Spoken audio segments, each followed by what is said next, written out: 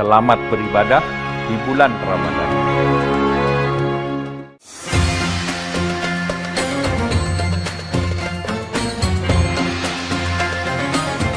Assalamualaikum warahmatullahi wabarakatuh.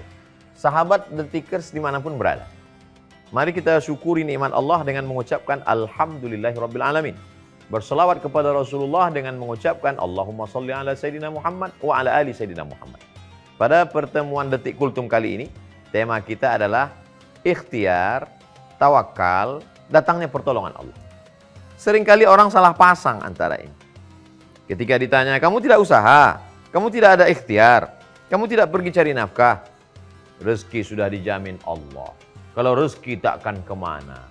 Rezeki kita lebih tahu kita, alamat kita daripada kita tahu rezeki kita di mana. Kalimat ini benar, tapi penempatannya tidak tepat, salah. Kalau salah kita berucap, itu berawal dari salah pikir. Salah mikir, salah ngomong, salah ucap, salah bicara, salah bertindak. Kalau tidak tahu, cari tahu. Jangan tidak mau tahu. Nah, dalam Islam kita bisa lihat itu dalam kehidupan Nabi Muhammad SAW. Pada tahun kedua hijrah, setelah pindah dari kota Makkah menuju kota Al-Madinah Al-Munawwar. Dari kota Madinah itu ada satu negeri namanya Badar. Jaraknya 150 km. Apa yang dilakukan Nabi pada perang Badar? Yang pertama, mereka mencari lokasi perang. Berkemah. Dicari lokasi yang dekat dengan persediaan air. Kenapa? Karena kalau kita berkemah di dekat persediaan air, kita sudah menang 1-0. Karena di gurun pasir, yang paling menentukan adalah air. Kalau kita sudah kehilangan air, badan lemas, kalah. Ini ikhtiar, ini usaha. Lalu kemudian menyusun pasukan, Nabi susun pasukannya di tempat matahari terbit. Supaya apa? Supaya musuh nanti matanya silau, terganggu karena memandang matahari. Sudah menang 2-0. Kemudian Nabi ingin tahu berapa jumlah musuh.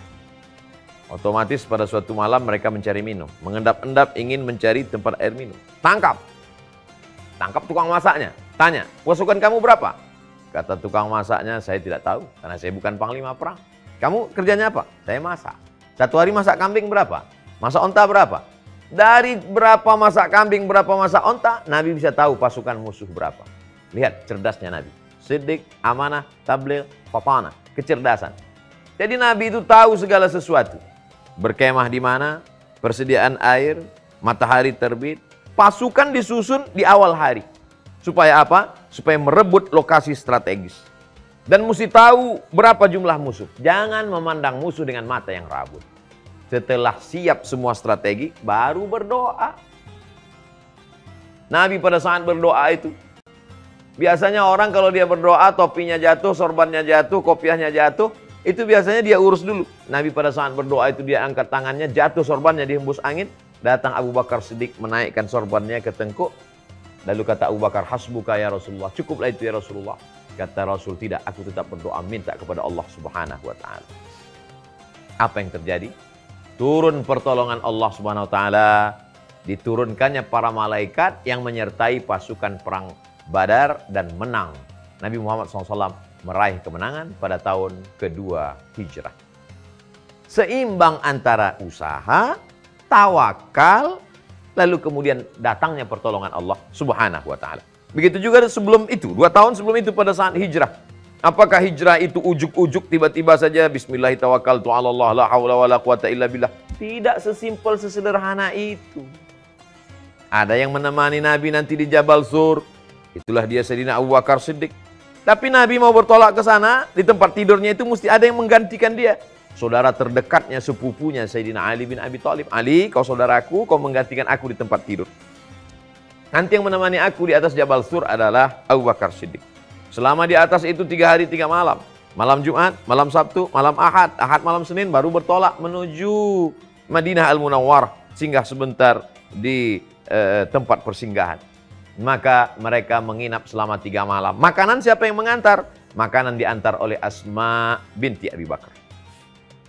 Lalu kemudian ada satu penjaga di bawah bukit untuk melihat situasi dan kondisi. Mana tahu ada tiba-tiba musuh naik ke atas. Maka ini pura-pura mengembala kambing, namanya Amir bin Fuhairah. Ada yang membawa kabar ke atas, yaitu Abdullah.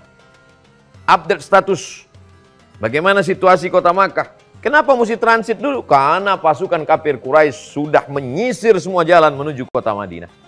Tidak ada satu ruang rongga pun mereka awasi. Mana Muhammad? Mana Muhammad? Sallallahu alaihi wasallam. Biarkan dulu suasana tenang, transit dulu 3 hari 3 malam di atas, baru bertolak. Dan ketika akan pergi itu dicari orang yang paling tahu jalan. Tidak Islam, musyrik. Namanya Ibnu Uraiqid. Dia yang tahu jalan, strategi jalan khusus. Bukan jalan yang biasa. Karena kalau jalan biasa ditempuh itu bunuh diri. Ketika sudah sesuai antara ikhtiar, usaha dengan tawakal, disitulah datang pertolongan Allah. Barulah datang mukjizat. Ketika tidak ada air minum, Abu Bakar Siddiq mengusapkan susu kambing, mengalir air susu kambing padahal kering kerontang, kambingnya kurus. Pertolongan akan datang, nasrum minallah wa fathun qarib, tapi Allah ingin melihat usaha ikhtiar dari si hamba dulu. Usaha tidak, tawakalnya berlebihan, ini bukan tawakal namanya, kebodohan yang dipakai bersampul berbaju tawakal. Berpikir cerdas, beramal cermat, sesuai tuntunan Rasulullah SAW, insya Allah pertolongan Allah akan turun. Berkah selalu, sukses dunia akhirat. Wassalamualaikum warahmatullahi wabarakatuh.